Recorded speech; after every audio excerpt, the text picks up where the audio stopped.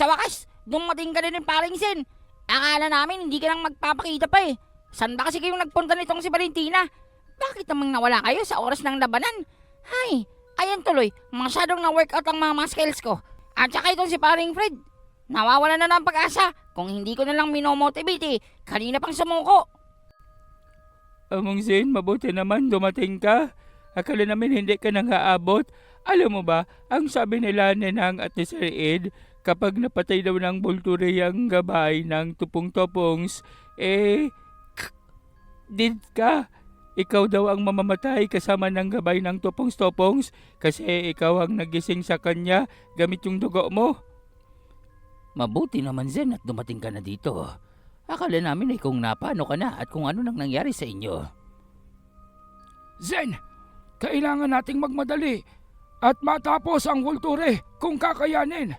Ibig niyang paslangin ang gabay ng mutya ng tupong-tupong.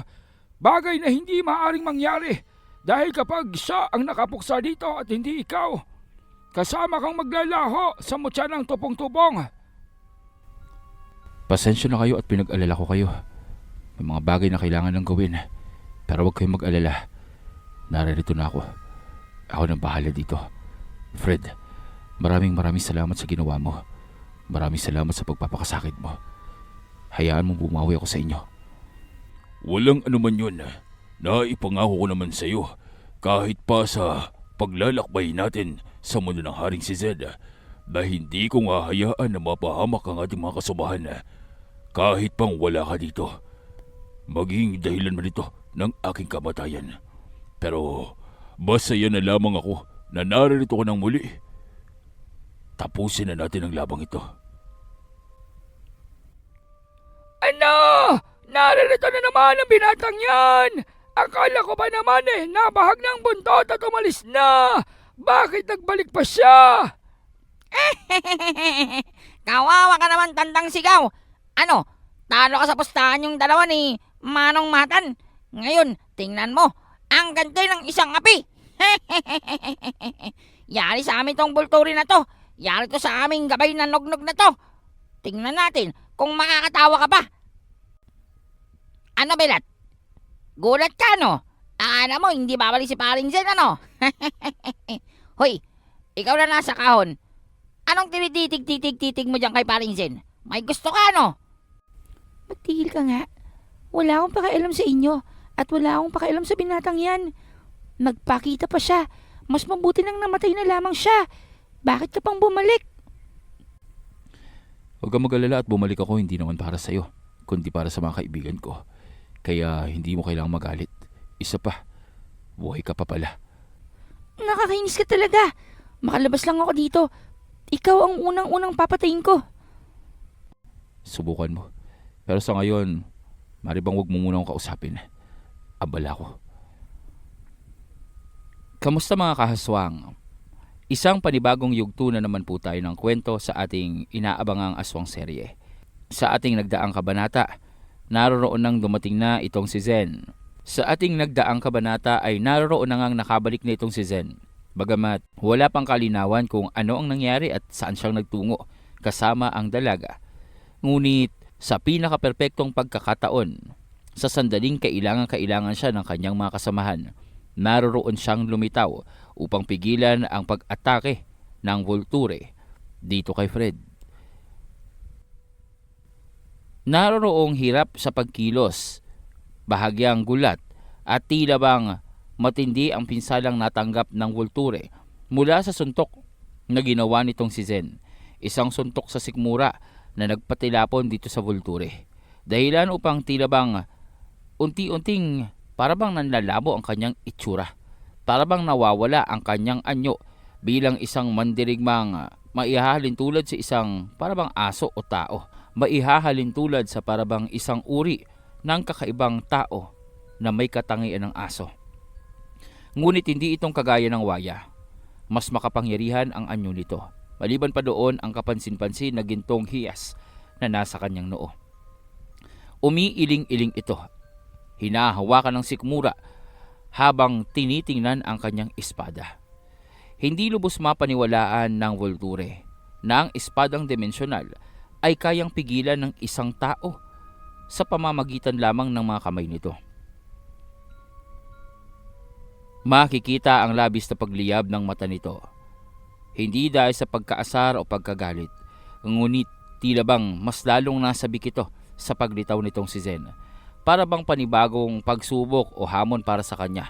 Mas natutuwa ang Volture dahil ang katotohanan ng nagawang sanggain ng isang nilalang ang kanyang pag-atake. Nangangahulugan lamang ito na maaaring mas malakas ito kumpara sa gabay ng tupong-tupong. Ngunit hindi ring nagpapahuli ang gabay ng mutya ng tupong-tupong. Dahil nga sa naroroong nasilayan niya na ang antingerong kailangan niyang paslangin upang maisakatuparan ng kanyang kagustuhan na magkaroon siya ng pisikal na anyo at manatili siya sa mundong iyon. Agad na sinugod ng gabay itong si Zen. Kagaya ng ginawa niya sa espadang dimensyonal, ang karit ng karimlan ay naroroong nagawa niyang pigilan gamit lamang ang kanyang hintuturo at ang kanyang hinlalaki. Kasabay nito ay tila bang hindi kayang igalaw ng gabay ng mutya ng tupong-tupong ang kanyang karit na kasalukuyang hawak nitong si Zen. Anong problema? Mukhang hirap na hirap kang gamitin ang karit mo. Hindi pa man kaming handa sa pakikipaglaban, sumusugod ka na. Masyado ka yatang apurado ah. Gigil na gigil ka na ba upang maging ganap na nilalang ng mundong ito? Pasensya ka na pero mukhang hindi ko magagawang pagbigyan ng kagustuhan mo. Marami pa akong kailangan gawin. Marami pa akong gustong magawa sa mundo namin kaya hindi mo ako maaaring paslangin. Paring Zen, mag-iingat ka. Nagawa niyang pantayan maski na yung kakayahan ng Volture. At saka yung Volture niyan, kanina maamo, ngayon parang nangangagat na. Parang gusto nang tapusin tayong lahat ng naririto. Mukhang napikon siya dahil sa pinagtulungan namin siya. Tsaka kasama yung gabay ng tupong-tupong. Among Zen, kailangan natin siyang matapos na kaagad. Parang lumalakas ang enerhiya ng Volture na yan dahil sa pakikipaglaban. Mukhang unti-unti niyang nahehegop ang energy dito. Nararamdaman ko. Isa pa, ang gabay ng mutya ng tupong-tupong ay patuloy ding lumalakas. Maaaring kalaunan, maski ang kakayahan natin at kapangyarihan ay malampasan niya na. Maski ang kakayahan mo, Zen, maaari niyang mabasa. At sa pamamagitan nito, ay maaari niya itong kopyahin at mas palakasin. Kaya naman, wala tayong pagpipilian. Kailangan nating pigilan ang Volture sa pagpaslang sa kanya at kailangan nating pigilan naman ang gabay ng mutya ng tupong-tupong sa ginagawa niyang pag-atake sa atin. Iho, may plano ka na ba? Hindi kong alam at hindi ko nang itatanong kung saan ka nang galing. Subalit, batid ko na kapag hindi nating naagapan ito at mas lalong lumakas ang dalawang yan, baka maipit tayo sa tunggalian nila at baka mahirapan ka na natapusin ang gabay ng mutya ng tupong-tupong. Ito ang prioridad natin ngayon. Ito ang pangunahin mong kailangan magawa dahil hindi mo maaaring payagan na ang Volture ang pumaslang sa kanya. Hindi itong maaari. Maliban pa doon, kailangan na nating magmadali. Kailangan na nating makalabas sa 4 Chrono Icarcel bago pang mapuno ng mga kalaban, kaaway at mga naghahanap dito sa Volture, ang lugar na ito. Walang ibang kaparaanan kundi ang tapusin silang dalawa. Ngunit hindi yung madali, Zen. Kagaya ng napansin mo. Malalakas sila. Maging ang mga pag-atake mo, kaya nilang tanggapin. Kaya naman, kailangan natin ng magkakasamang enerhiya dito. Lalong-lalo na. Mabilis mag-isip ang mutya ng tupong-tupong. Nagagawa nitong maanaliza ang buong isang grupo upang maging kalakasan niya at maging pabor sa kanya anuman ang impormasyon na makalap niya mula dito. Bukod pa doon ang Volture, mukhang kakaiba ang kinikilos niya. Tila yatang mas natutuwa ito sa mga nagaganap ngayon. Hindi nang nag-aksaya pa ng oras itong si Zen. Kagaya ng mga nalaman niya mula dito sa kanyang mga kasamahan. Delikado kung patatagalin pa nila ang laban. Lalong-lalo na at pinag-aaralan sila ng mutya ng tupong-tupong at ng gabay nito. Inaaral ang lahat ng kanilang kakayahan at kapangyarihan. Oportunidad ito para sa gabay ng mutya ng tupong-tupong upang pagsamasamahin ang mga kakayahan at mga karunungan ng lahat ng naroon sa kanyang kapaligiran upang pag-isahin ito at gamitin bilang kanyang kalakasan. Oras sa makopya niya, maging ang kakayahan nitong si Zen, maaaring pati ang Volture ay hindi nang magawa pang talunin ang gabay ng mutya ng tupong-tupong. Subalit gayon din ang Volture. Hindi itong nagsayang ng oras dahil sa kanyang mga natanggap na pinsala mula dito kay Zen. Nagpasya ito na ipakita ang kanyang tunay na anyo. Isang kahindik-hindik na nilalang. Ang kanyang anyo ay parabang nakapanlalabo ng mata kapag tinitigan. Isang uri ng epekto ng kapangyarihang dimensyonal kung saan animoy nasisira ang paningin ng sinumang tumingin sa kanya at hindi mabanaagan o madetermina ng maayos ang tunay niyang kaanyuan at pagkilos. Ito ang natural na anyo ng Volture kapag nasa ibang dimensyon siya o kapag nasa labas ng mga dimensyon. Isang nilalang na labis at nag-uumapaw ang enerhiyang kakaiba, ang enerhiyang banyaga para sa lahat ng mga nasa mundo ng tao. Kasabay nito, sa kanyang muling pagkilos, naroroong nagsalpukan ang kanyang pag-atake na kargado ng isang puwersa patungo dito kay Zen, habang ang binata naman, gamit ang kanyang punyal ay sinangga ito. Sa pagkakataong iyon, maging ang gabay ng mutya ng tupong-tupong ay hindi nang nagpahuli pa. Inatake niya itong si Zen at ang Volture gamit ang pangmalayuang pag-atake. Dalawang uri ng liwanag na naroroong magkahiwalay na sumugod dito kay Zen at dito sa Volture. Maliban pa doon, muli niyang pinakilos ang mga ilusyon ng kanyang Cerberus at ng dragong tilabang si Kriston. Ito ay upang atakihin naman ang mga antingerong kasamahan nitong si Zen. Batid nitong gabay ng mutya ng tupong-tupong na hindi lamang si Zen ang banta sa kanyang kaligtasan. Alam niya na maging itong si Lefred, kapag nagawang maaral ang kanyang kakayahan, kapag nagkaroon ng pagkakataon, ay maaring maulit ang pagtagos sa kanyang depensa at magawa siyang muling mapinsala. Maliban pa doon, tila yatang unti-unti ay napapansin na ng mga antingero ang pinagmumulan ng kapangyarihan ng gabay ng mutya ng tupong-tupong. Animoy marahang na ilalantad na sa kanila kung papaano ang pagpuksa sa itim na Zen. Ngunit sa kasalukuyan ay umaatikabo at nagbabaga ang labanan sa pagitan ng tatlo, antingero kontra sa gabay kontra sa Volture, ang nilalang ng mga dimensyon. Ano ito? Ngayon lamang ako nakakita ng ganitong uri ng laban. Tatlong direksyon ng paglalaban. Maliban pa doon, ang gabay ng mutya ng tupong-tupong ay pinapakilos pang kanyang mga nilalang upang dikdikin tayo at tapusin. Seryoso na silang lahat sa paglalaban. Ilang sandali na lamang matatapos na ang tunggaliang ito. At sigurado ko, mahahayag dito ang pinakamalakas. Kanya lang, mukha yatang walang balak ang gabay ng mutya ng tupong-tupong na buhayin tayo.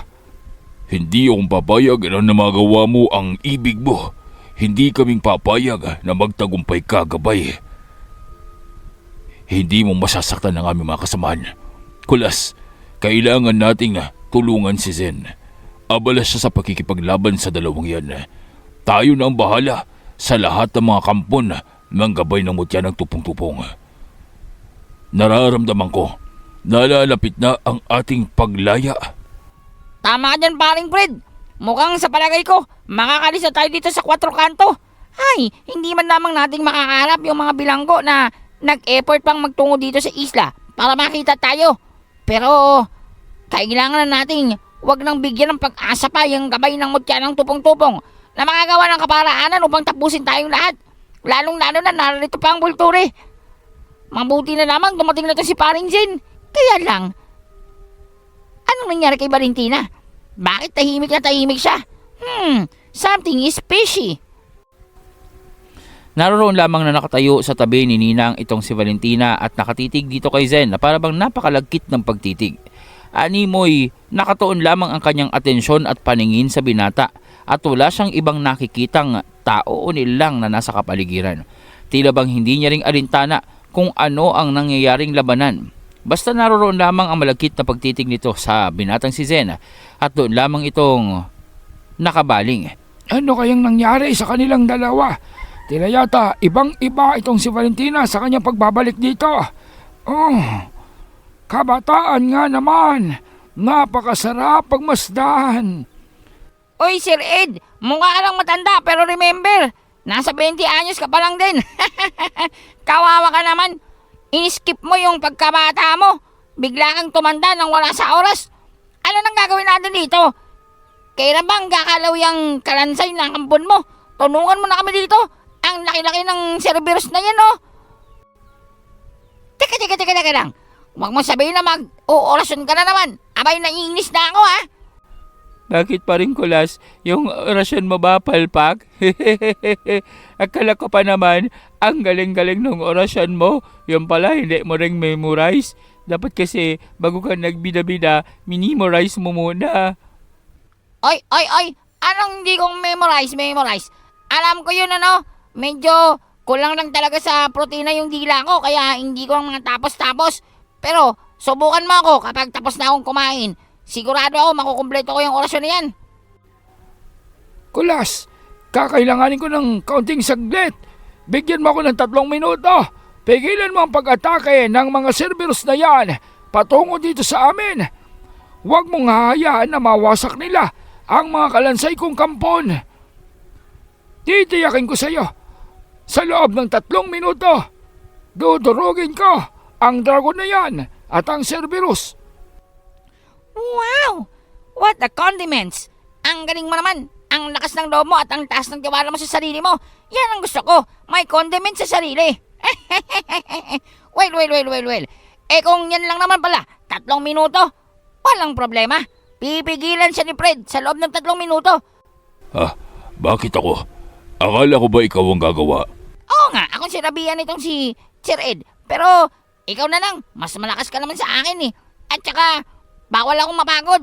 Nagugutom na ako eh. Baka mapasma pa ako. Ikaw talaga pa rin kulas, presentado ka pero tarantado ka. Eh bakit mo naman pinangsangkalang itong si paring Fred? Akala ko naman ikaw ang magbebeda-beda. Ayan na umelag na kayo dyan.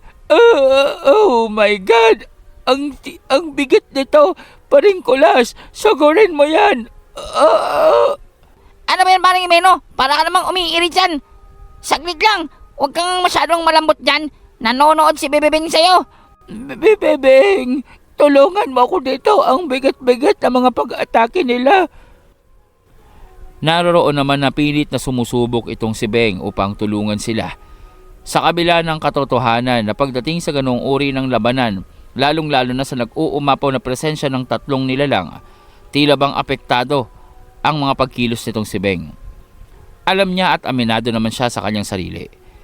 Siya ay isang ordinaryong tao lamang na nabigyan ng pagkakataon upang maranasan ang buhay ng isang antingero. Ngunit hindi itong nangangahulugan na kaya niyang gawin ang mga bagay na kayang gawin nitong sila Kulas, maging ng binatang si Jimeno. Subalit ayaw niyang maging pabigat sa kanilang pangkat. Kailangang kumilos siya. Kailangang may magawa siyang pagtulong. Kaya naman gamit ang kanyang itim na punyal, sinubukan niyang sugurin ang isa sa mga Cerberus. Bagamat labis ang kalakihan nito, batid nila ang nagliliwanag na pula na naroon sa noon ng gitnang ulo ng Cerberus ay ang kailangan nilang puntiryahin upang mawasak ang ilusyon. Kahit bahagyang mahirap ito para kay Beng, sinubukan niya. Nagpakitang gilas, alang-alang sa kanilang paglaya, alang-alang sa pakikipagtulungan upang mapagtagumpayan nila ang laban at banta mula sa gabay ng tupong-tupong. Wow! Mukhang mas lalo kang nai-inlove sa akin, Bebebeng. Ginagalingan mo sa pagkikipaglaban. I really like you. Sige lang, akong bahala sa'yo. Hindi kitang pababayaan. Protektado ka ni Compadring Jimeno. Protektado ka ng yung baby boy lover boy na si Himeno. Hindi ka nilang masasaktan. Sugurin mo yung isang Cerberus. Punteryahin mo yung nasa gitna niyang holo. Sigurado ako, babagsak yan. Alam ko yon, pero hindi madali ang pinapagawa mo. Kaya tiyakin mo, Himeno. Huwag mong pababayaan ang proteksyon ko. Ayoko magkapasa sa mukha. Ayoko magkapeklat. Huwag kang mag-alala. Hindi kang magkakapiklat. Uber my dead body. Si Bilat baka pili pa pero ikaw, no.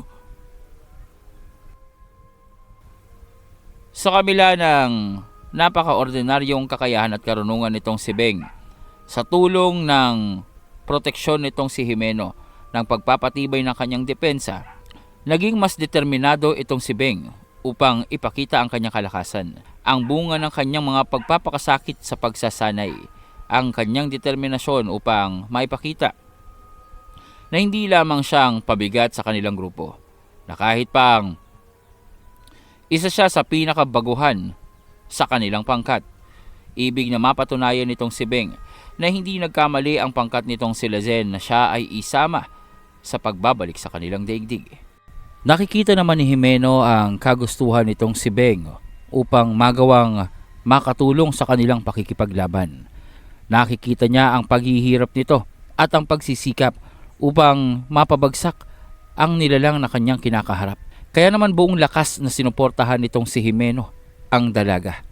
Bagamat ang balik ng lahat ng pinsalang natatanggap ng dalaga ay doong sinasalo ni Himeno, ngunit hindi niya na itong alintana pa. Ibig niyang matulungan ang dalagang ito na maisakatuparan ng kagustuhan niya na magtagumpay sa pakikipaglaban sa ilusyong gamit ng gabay ng tupong-tupong. Naroroong bahagyang nagdudugo ang ilong ni Himeno. Nag-uugat-ugat ang kanyang mga mata. Napapasukan ng dugo dahil na rin sa mga pinsalang tinatanggap niya mula sa mga pagtama ng atake nitong Cerberus dito kay Beng. Ngunit hindi siyang tumigil. Patuloy niyang itinaas ang proteksyon ng dalaga. Ibig niyang makita itong si Beng na magawang mapagtagumpayan ang marating ang ulo ng Cerberus at mapaslang ito. Hindi namang nabigo si Himeno dahil na rin sa determinado ang dalaga sa kabila ng mga tama o sa kabila ng mga pag-ataking tumatama sa kanya. Nagtuloy ang babae upang wasakin ang liwanag ng noo ng Cerberus. Nang magawa niya ito ay labis ang kasiyahan nitong si Beng. Labis ang kanyang kagalakan na sa wakas, sa unang pagkakataon, napagtagumpayan niya ang mapaslang isang malaking uri ng nilalang gamit ang kanyang mga kakayahan. Subalit hindi niyang napansin na bahagyang napaluhod na itong si Himeno. Sa kadahilan ng labis ang natamo niyang pinsala, mga sumpa na inabsorba niya upang hindi maapektuhan ang dalaga. Pilit na itinago ito ni Himeno.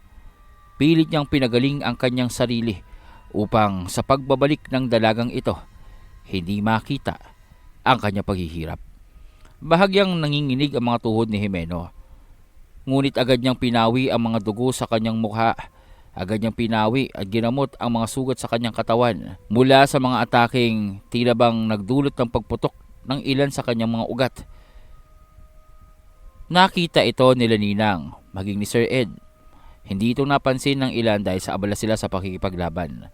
Ngunit mas lalong humanga itong si Ninang at itong si Sir Ed sa nasaksihan nilang pagsasakripisyo ni Himeno at ang pagpuksa sa mga kalaban sa likod ng lahat ng mga kasamahan niya.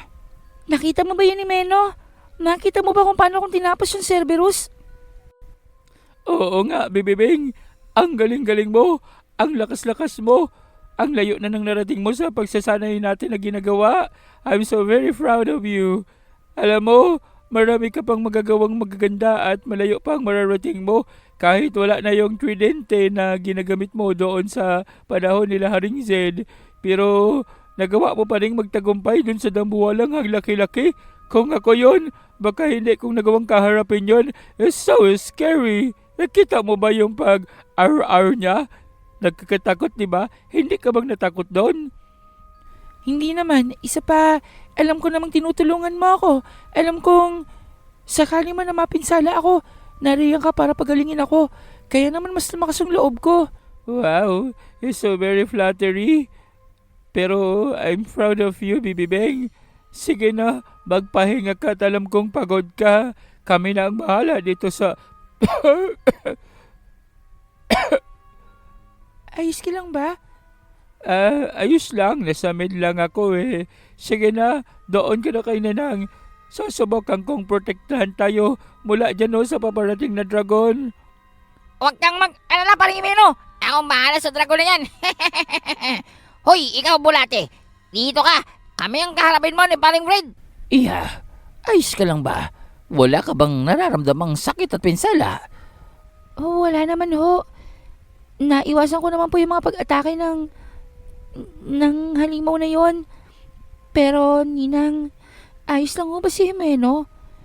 Kung gayon, napansin mo din ba? Oho, ayoko lang sabihin sa kanya pero nakita ko po kung gaano siyang naghirap. Kaya lang, alam kong dahil yun sa gusto niyang magtagumpay ako, kaya naman hindi ako maaaring huminto. Ayokong masayang yung ginagawa niyang pagsasakripisyo kahit pang pinili niyang itago at ilihim ito sa akin. Kitang-kita ko kung paano niyang tinanggap lahat ng mga pinsalang nagmula sa Cerberus na yun. Magiging ayos lang ba siya? Huwag kang mag-alala. Matibay ang binatang yan. Kaya hindi mo kailangang isipin kung magtatagal ba siya sa laban ng iyan. Sa ngayon ay nagawa niya ng mapanumbalik ang kanyang kalakasan. Mataas ang antas ng karunungan sa panggagamot ni Himeno. At hindi siyang basta-bastang babagsak. Oo, at mukhang malambot siya kung titingnan. Pero isa siya sa pinakamarami ang isinasakripisyo sa grupong ito. Lalong-lalo na ang kanyang kakayahan sa pagbibigay ng depensa. Lahat ng ito may negatibong balik sa kanya. Pero hindi niya itong ipinapaalam sa inyo. Hindi niya itong inilalantad at nananatili lamang siyang tahimik habang kayo ay nakikipaglaban. Ito'y isang katotohanan na nalalaman ng paranormal expert. Batid niya na ang kapangyarihan nitong si Himeno sa pagbibigay ng depensa at proteksyon sa kanyang mga kasamahan ay kapangyarihang hindi libre, kapangyarihang walang kapalit.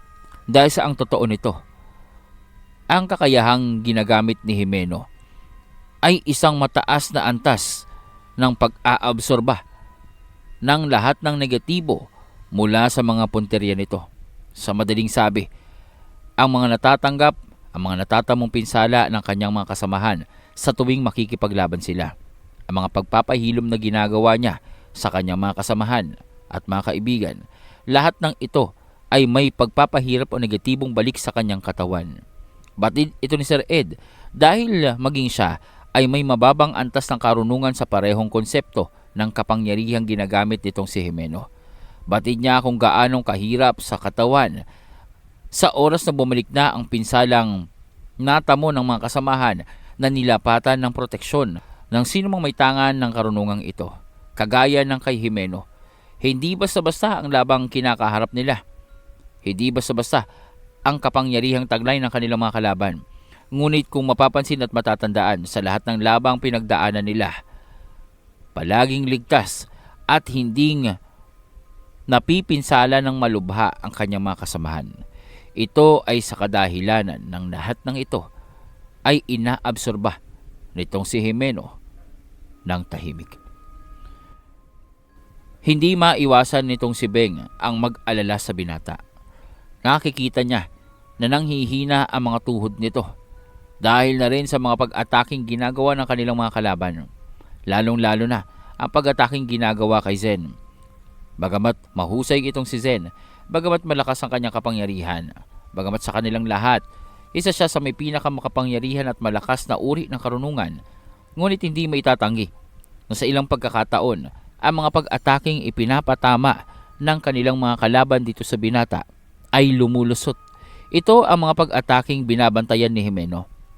Ito ang mga pagsalakay at pinsalang inaabangan niya nang sa gayon, hindi nito mapinsala ang kanyang mga kaibigan.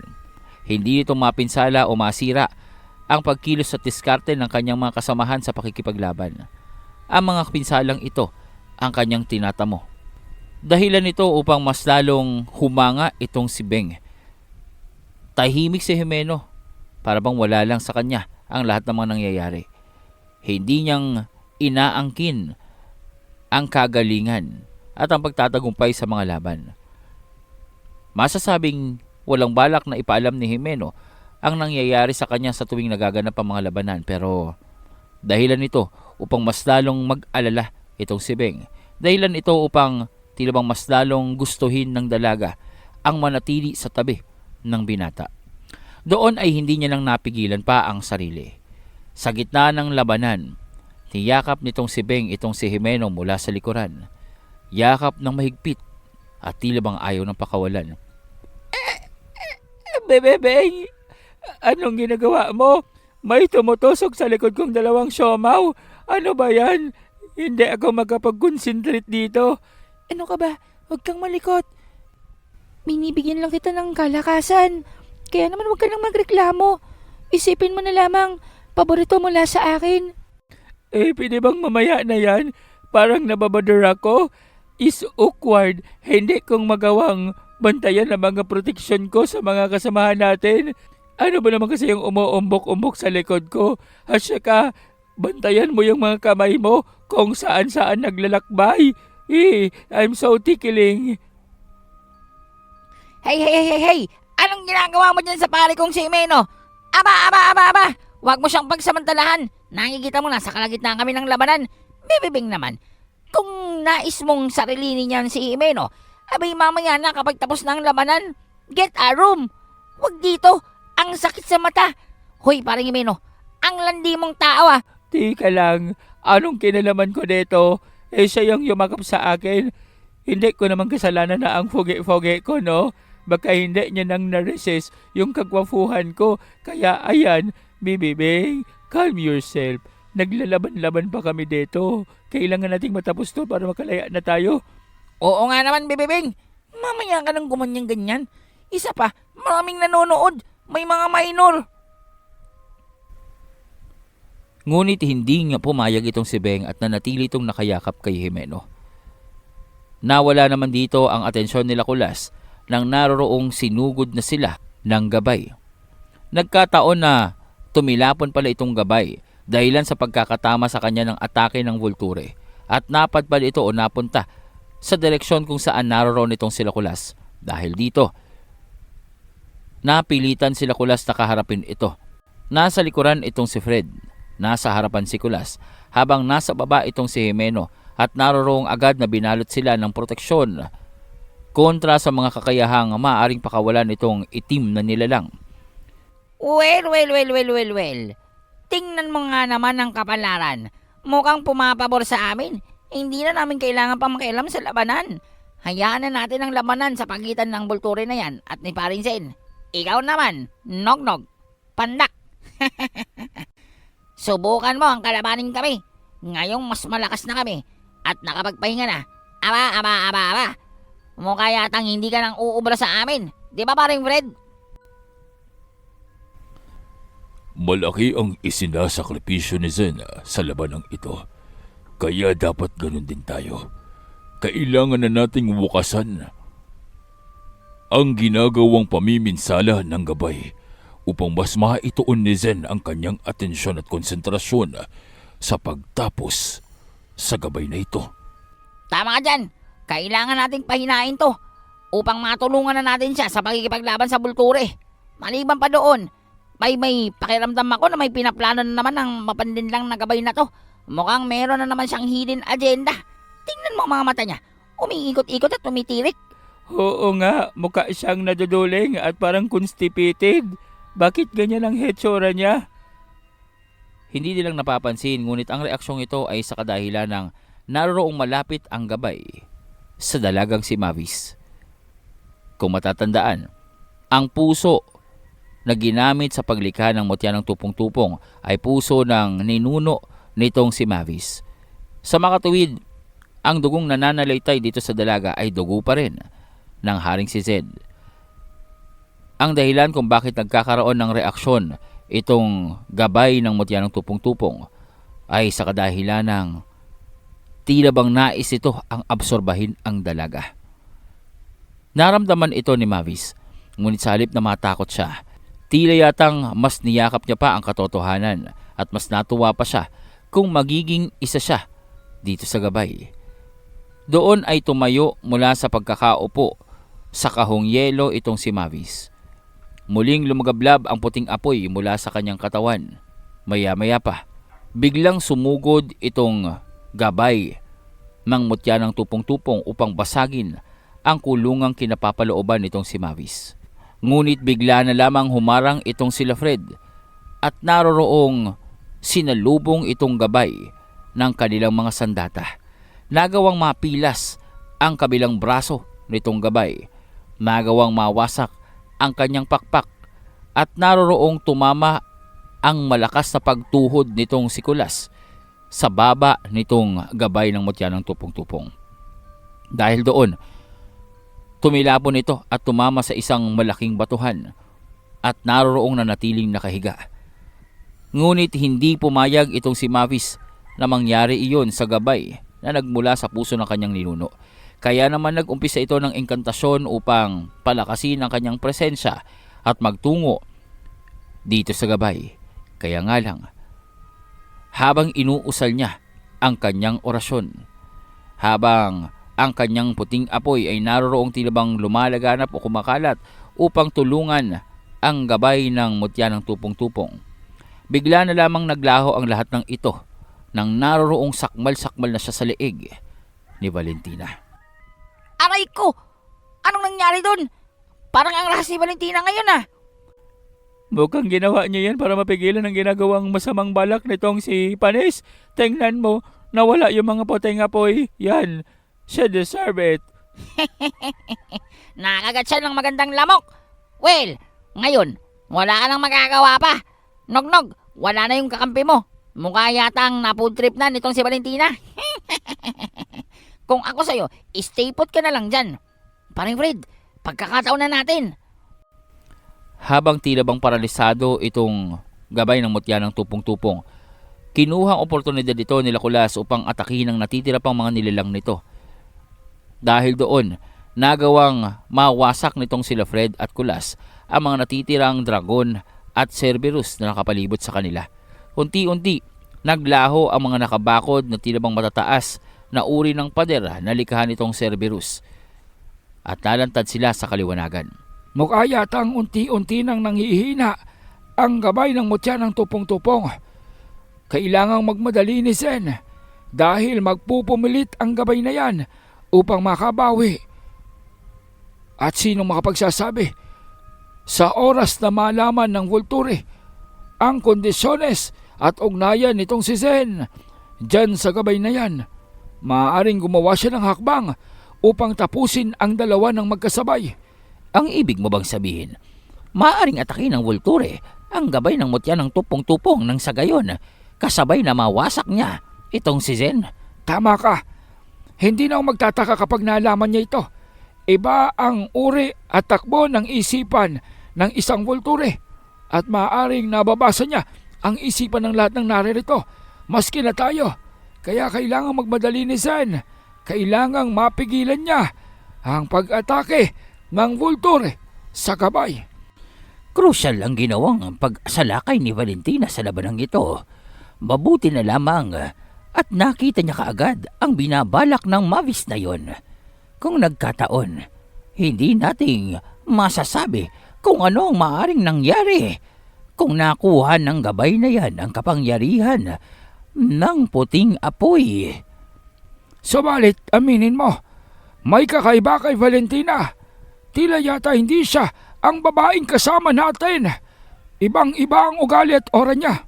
Sa tingin ko, may kung anong nangyari sa pagitan nila at ng binata na naging dahilan ng tila bang pagkakapukaw ng kanyang tunay na katauhan bilang isang primordial. Maaaring napukaw ito dahilan sa isang bagay na ginawa ng binata dito sa babae. Napasigaw ng napakalakas ang gabay ng mutya ng tupong-tupong dahil sa nangyari. Nakita niyang unti-unti na namutla itong si Mavis, nawala ng dugo at naroroong bumagsak at naging bato. Epekto ito ng kapangyarihan ng primordial. Naubos ang dugo at enerhiya sa katawan ng babae. Inabsorba itong lahat nitong si Valentina. Nangangahulugan lamang ito na wala nang mapapakinabangan pa ang gabay mula sa dalaga. Ang tila bang ikinukonsidera ng gabay bilang kanyang huling alas upang manalo sa labanan. Ang buhay na dugo na may bakas ng Haring si Zed. Dahil dito, naguramentado ang gabay. Naroroong naglitawan ang tila bang kakaibang uri ng mga tinik sa kapaligiran. Mga tinik na nakakatakot at nakapandidiri. Dahil sa tila bang likha ito sa mga bangkay at mga nilalang mula sa kailaliman. Ang mga tinik na ito ay naroroong naglalabas ng mga kakaibang uri ng usok na nagkukulay asul at berde. Ang mga usok na ito ay lason para sa mga tao. O hindi, masama ito. Mukhang balak niyang lasunin tayong lahat dito. Madali kayo, kailangan nating maapula ang lahat ng mga nilalang na yan. You mean to say, ang mga tinik-tinik na yan ay mga nilalang? Oo, kagaya ng aking kakayahan sa pagtawag sa mga kalansay ng mga nakalipas na nilalang. Ganon din ang konsepto ng kanyang ginagawa. Ang pagtawag sa lahat ng mga nilalang na namatay. Yun nga lang, ang negatibong parte nito at hindi ang mga labi, kagaya ng kalansay. Dahilan nito upang maglabas ng mga miyasmang kagaya niyan ang kanyang mga tinawag na mga nilalang. Bilisan nyo! Oras na kumalat at malanghapyan ng lahat ng naririto. Maaari tayong manghina o mamatay o tumigil ang pagtibok ng ating mga puso. Ngunit hindi iyon magiging problema sa kanila dahil kasama nila si Fred ang nagtataglay ng 7 pakpak ng kalangitan.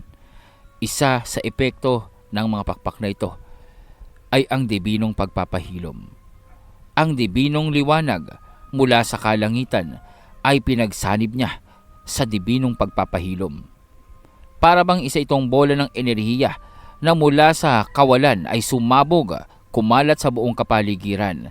Naroroong makikita ang pagkaagnas ng mga tinik na nilalang na nilikha nitong gabay ng mutya ng tupong-tupong. Animoy nilinis ni Fred ang hangin sa kapaligiran, dahilan upang mawala ang sumpa at miyasma na ginamit ng gabay upang tapusin sila. Sa kabilang banda naman, habang itong si Valentina ay tila bang naroroong tapos na sa ginawa niyang pagpaslang dito kay Mavis, makikita naman itong si Zen na naroroong umiinit na ang pakikipaglaban sa Volture. Patuloy na nagpapabago-bago ng anyo ang Volture. Tila yatang mula ito sa mga alaala niya ng mga lumipas na nagawa niyang paslanging mga nilalang sa iba't ibang dimensyong kanyang napuntahan. Ang ilan ordinaryo, ang ilan nakakatakot, ang ilan naman kakatwa at kakaiba, ngunit isa lamang ang nauunawaan ni Zen. Ang kanyang kaharap ay tila bang isang anino na walang kahinaan. Bagamat nagagawa niya itong mapinsala, ngunit hindi itong iniinda ng Volture. Tila bang hindi nauunawaan ng Volture ang konsepto ng pinsala at panghihina. Hindi itong umiiral sa kanyang isipan. Hindi alam ng Volture kung ano ang panghihina at pagkatalo. Dahil sa kanyang dome, lahat ay pagkain niya lamang. Kapansin-pansin na papalaki ng papalaki ang mga nilalang na ginagamit ng Volture upang kanyang maging anyo. Kapansin-pansin na tila bang unti-unting sinasakop nito ang kanilang kapaligiran. Maliban pa doon, ang isang maliit na bola ng enerhiya na lumulutang sa itaas na makikitang marahang lumalaki ng lumalaki. Ito ay kahalintulad sa kapangyarihang ginamit ng nasa loob ng medalyon nitong si Zen. Ito ay tila bang black hole na naroroong unti-unting lumalaki at unti-unting inaabsorba ang lahat ng nasa kapaligiran. Sa madaling sabi, sa sandaling mahinog ang bola ng enerhiyang ito, maaaring ang buong daigdigan na nasa loob ng 4 Chrono Icarcel ay absorbahin nito at babalik sa kawalan ang Volture. Ganito ang magiging epekto ng kanyang kakayahan na kapag hindi naagapan nitong si Lezen, kapag hindi nagawang matalo ang Volture, maging sila hihigupin ito. Zen, tingnan niyo sa taas! Hindi ba yan ay kagaya ng ginamit ng iyong kapangyarihan mula sa medalyon? Tingnan mo! Tingnan mo! Isang black hole! Masama ito, Paring Sin. Ayoko pang mahigop ng bola ng enerhiya na yan. Aba, hindi natin alam kung may pagkain sa loob niyan. Gawan mo na ng paraan yan. Kung gayon, magkapareho pala kayo ng nilalang na to. Magkapareho kayo ng kakayahan. Malas mo lamang. Nakita ko na ang ganyang uri ng pag-atake. Hindi na yang gagana pa sa akin. Sa pagkakataong iyon ay pamilya na si Zen sa ganung uri ng pag-atake, ang bola ng enerhiyang humihigop ng halos lahat ng bagay sa kapaligiran. Pamilyar na siya sa kung paano itong nabubuo. Kaya naman ang ibig sabihin nito, may kakayahan itong si Zen upang guluhin ang pagkakaayos ng kapangyarihang ito. Guluhin ang istruktura ng pag-ataking ginawa ng Volture upang makansela ang enerhiyang tinatawag na black hole. Habang nakikipaglaban si Zen, makikitang nagliliwanag ang kanyang mata na madalas na dominanteng sinasakop ng nilalang na mula sa kanyang itim na medalyon. Kasabay nito ay tila bang pagsambit ni Zen ng ilang kataga. Tila bang pabulong lamang ito, kasabay ng pagliliwanag ng kanyang kamay. Matapos iyon, nang itikom niya ang kanyang kamay ay naglaho ang liwanag at kasabay nitong naglaho ang bola ng enerhiya na nasa ere. Napahinto ang Volture. Hindi niyang maunawaan kung papaanong ang kanyang atake na matagal nang nagtatagumpay sa oras na gamitin niya sa maraming dimensyon, maraming daigdig na pinupuntahan niya. Sa kauna-unahang pagkakataon, nakansela ito. Hindi gumana at tila bang nalusaw. Yan ang sinasabi ko. Gulat ka, no? Akala mo ba hindi namin masisira yung pag-atake mong black hole na yan? Bebe boy, maling mundo ang pinuntahan mo at maling mga tao ang kinakalaban mo. Ngayon, ano ang mga susunod mong hakbang? Ayos talaga. Kaya idol ko to si Among Zen eh. Ang galing-galing. Very resourceful. Bebebeng, hindi ka pa bang nangangawit dyan? Pwede ka nang bumitaw sa akin kasi hindi naman akong mapupunta sa iba. Only you. Sa'yo lamang oowe ang pogi na to. Ewan ko sa'yo, sino bang may sabing pogi ka? Sige na nga, gawin mo lang kailangan mong gawin dyan. Tandaan mo, wag na wag kang magpapatalo. Yes sir, yes ma'am pala. Huwag kang mag-alala dahil sa'yo lang akong magpapatalo. Oh yeah. Ang weirdo nun, paring Imeno ha. Hindi ka namang astig pakinggan dun. Teka nga, ano ba yung mga dugo sa mukha mo? Wala ito. Props lang yan. Kiss chop. Sige na, gawin mo na ang ginagawa mo. Ipal ka ng ipal sa aming dalawa eh. Ikaw, di ka naman kitang inaabala kapag karap mo si Bibi Diana mo. Tingnan mo oh, nag-eepon na ng lakas yung gabay. Bakit hindi kayo magpalitan ni Among Zen para matapos niya na yan? Tandaan nyo, hindi nyo naman niyang pwedeng paslangin kasi hindi naman kayo si Among Zen. I know. Abay, inaantay ko lang naman na magsawa yung si paring Zen. Subalit sa kaganapang ito ay biglang umatake ang gabay at hindi silang inatake kundi ang mga kasama nilang nasa likuran, si Sir Ed, si Ninang at itong si Beng. Daglian at biglaan ang pag-atake nito. Kaya naman lumampas ito sa depensa nitong si Jimeno. Ngunit sa pagkakataong iyon, sa tangang patalim nitong gabay na nakaasinta at dapat ay tatama dito kay Beng, hinarang ito ni Ninang.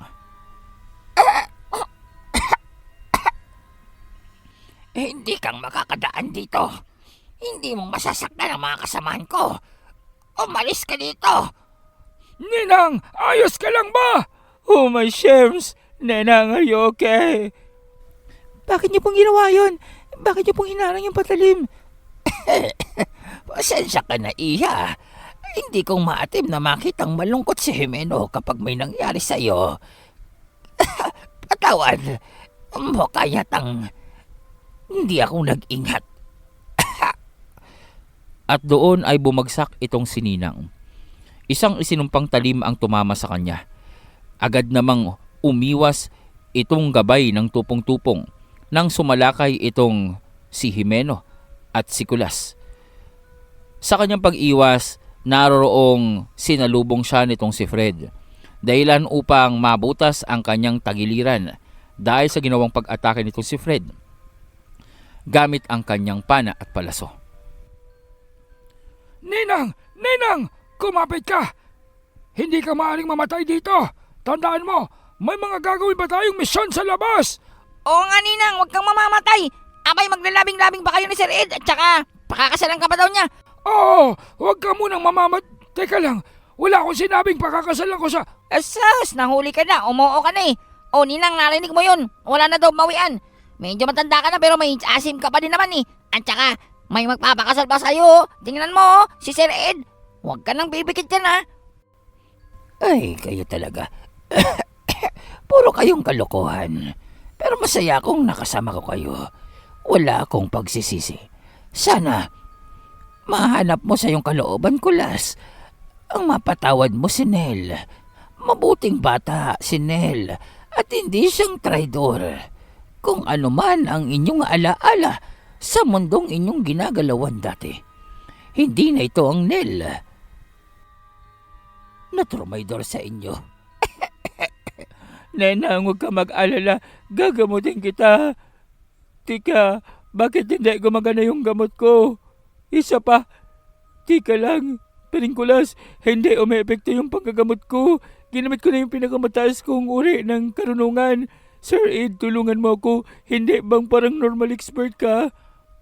Alam ko yon pero, Jimeno, kung hindi mong magawang gamutin si Ninang, gamit ang iyong kapangyarihan, wala akong magagawa din dito. Hindi ko siyang magagawang tulungan. Milagro na lamang ang tutulong sa atin upang mabuhay pa siya. Napansin ito ni Fred, kaya naman agad siyang lumapit. Subalit kahit na ang pagtatangka niyang gamutin ito gamit ang kapangyarihan ng pakpak mula sa 7 pakpak ng kalangitan, tila bang tinatanggihan ito ng katawan nitong sininang. Ito ay sa kadahilanan. Dibino ang kapangyarihang gamit ni Fred, habang sininang naman ay isang aswang. Sa makatuwid, hindi puro ang kanyang kaluluwa. Hindi puro ang kanyang mana. Kapag patuloy na ginamit ni Fred ang kanyang kapangyarihan dito kay Ninang, maaring maglaho itong matanda. Maaring mamatay ang aswang dahil maaring puksain ito ng dibinong kapangyarihan ng pakpak nito si Fred. Masama ito. Maski ang aking kapangyarihan sa panggagamot, ayaw tanggapin ang kanyang katawan. Marahil dahil ito sa sinumpang talim na gamit ng gabay na yon. Magbabayad ka! Magbabayad ka! Ako ang tatapos sa'yo! Teka lang, Sir Ed, hindi mo maring tapusin yan. Tandaan mo kapag pinatay mo yan, maring mawala si Ninang, pati si Parisil mawawala din. Magunos dili ka, baby boy. Mabuti pa dito ka muna. Sasabihan namin si Parisil. Doon ay unti-unting tila bang namumutla itong si Ninang. Unti-unting nawawala ang kinang ng kanyang mga mata. Malubha ang tama sa dibdib ng isinumpang talim na ginamit ng gabay ng tupong-tupong. Naroon itong tila bang nang aasar ang pagngisi na parang sinasabi na wala nang magagawa pang mga antingero sa nangyari sa kanilang kasamahan. Lahat ng ito ay nasaksihan ni Valentina. Tila bang bigla na lamang na nagliyab ang mga mata nitong dalaga.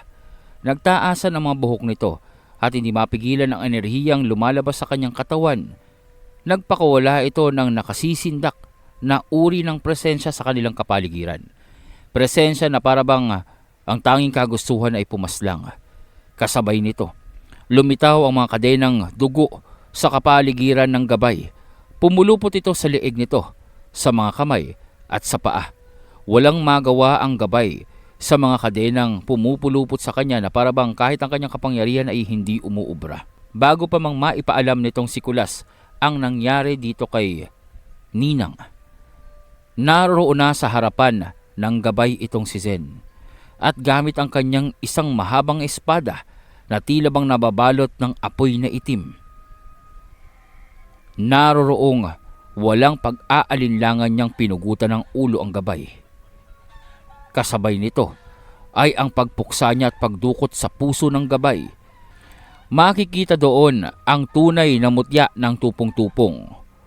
Nagliliwanag at tila bang nagliliyab. Maya-maya pa, binasag ito ni Zen gamit ang kanyang mga kamay. At doon ay parabang naglahong pulbos ang gabay ng mutya ng tupong-tupong. Naglaho ang itim na Zen sa kanilang harapan.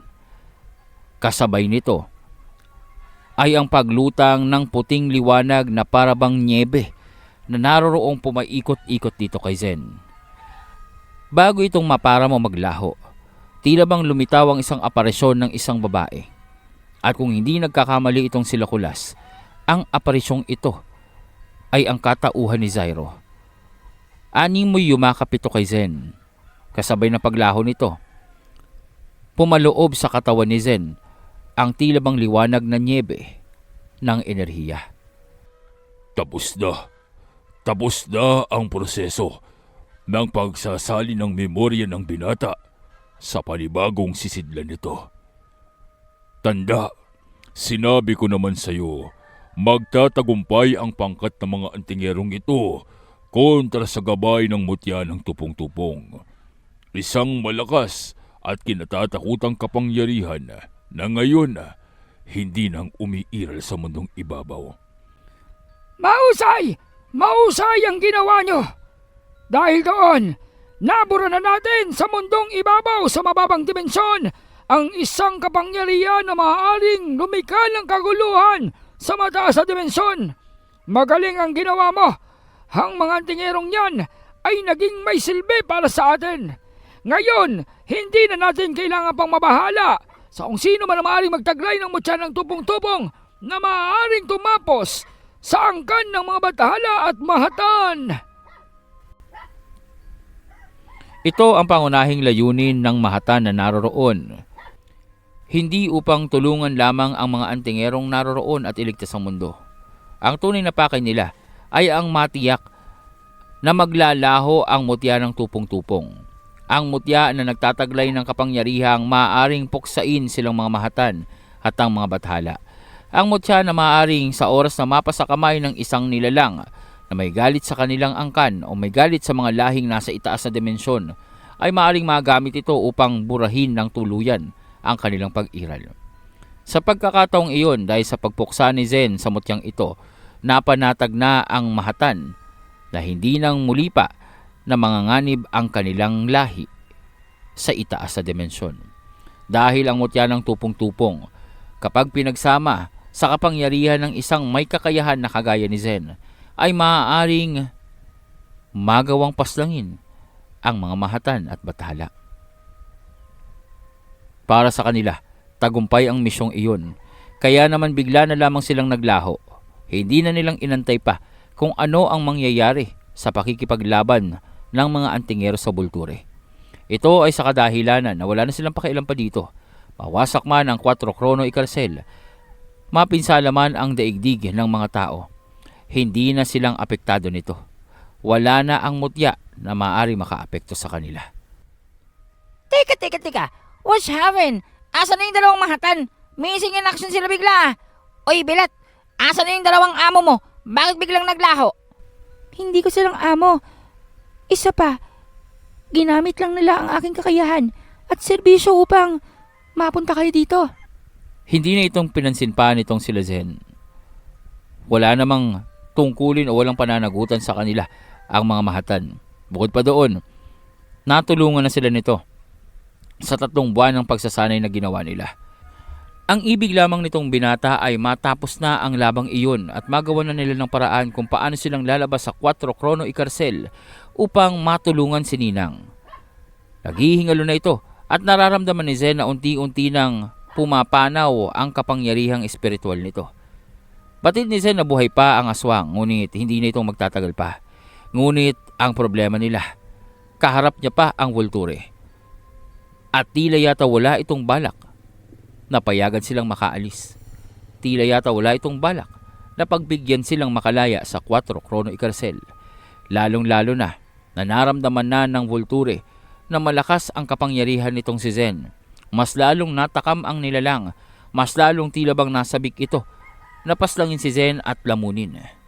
Maliban pa doon, kapansin-pansin na rin ang enerhiyang nararamdaman nito mula kay Fred at kay Valentina.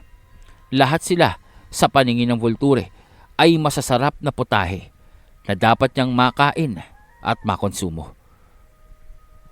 Dito nang tila bang nagbago ng tuluyan ang anyo ng Volture patungo sa isang walang mukhang arkanghel. Nagkukulay lila ang katawan nito habang kulay puti naman ang mga pakpak. Kagaya ng pakpak ni Fred at ng 7 pakpak ng kalangitan, tinataglay din ito ng Volture. Ngunit kapansin-pansin na mas malakas ito dahil na rin sa pumapaikot na mga aura sa nilalang nakaharap ni Zen. Maliban pa doon, 5 ulit na mas malaki kay Zen ang Volture sa pagkakataong iyon. May hawak ito na kakaibang uri ng sandatang animoy sibat na para bang napapaikutan sa magkabilang dulo ng bilugang uri ng mga orasyon at kapangyarihan na animoy may mga simbolo na inilalabas. Ang aura nito ay walang kapares. Hindi maunawaan ng karamihan sa naroroon kung anong uri ng pakiramdam ang kanilang nararamdaman. Ganito ba ang pakiramdam ng katapusan? Ang liwanag ng sandatang taglay ng Volture ay mapamuksa. Ano man ang tamaan nito sa tingin ko ay maglalaho dito sa eksistensya natin. Zen, mag-iingat ka. Ayos to. Mukhang oras na para subukan natin to. Mga giliw na kahaswang, sa kasamaang palad ay nawalan po tayo ng internet dito sa ating kinalalagyan. Kaya naman hanggang dito muna ang ating kwento at ako'y maglalakbay pa mula sa Karimlan patungo sa Kabihasnan upang mai-upload natin ang ating storya. Sana po ay naibigan nyo. Sana po ay nagustuhan nyo ang ating kwento sa gabing ito. Mag-uumpisa na ang tunay na laban. Ano ang mangyayari ngayong nasa loob na ni Zen ang memorya ng emperor ng Karimlan? Ano ang mangyayari ngayong kaharap niya ay isang nilalang na parabang arkanghel ngunit parang hindi. Masasabing mas mataas na uri ito kumpara sa arkanghel. Mas luma.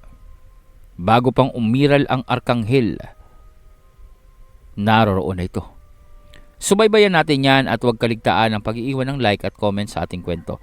Mag-subscribe ka na din kung hindi ka pang nakasubscribe sa ating channel upang manatili kang updated sa ating mga daily uploads.